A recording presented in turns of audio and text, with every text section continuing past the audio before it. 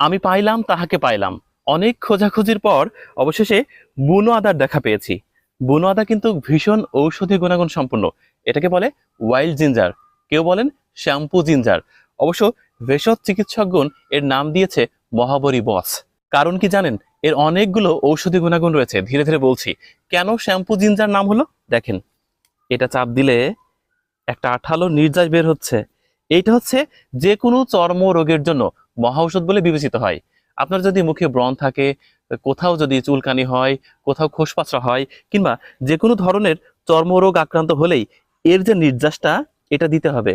প্রকৃতির মাঝে সৃষ্টিকর্তা একটা প্রাকৃতিক শ্যাম্পু দিয়ে রেখেছেন, সেটা হচ্ছে এই বুনো আদার ফুলের মধ্যে রয়েছে। দেখেন কি আঠালো নির্যাস, একেবারে শ্যাম্পুর মতোই দেখতে। এ কারণে এর নাম হচ্ছে শ্যাম্পু জিঞ্জার। অনেকেই অনেক নামে ডাকেন। দেখেন এই আদাটা হচ্ছে হাঁপানি রোগের মহৌষধ বলা হয়। তারপর যদি কোথাও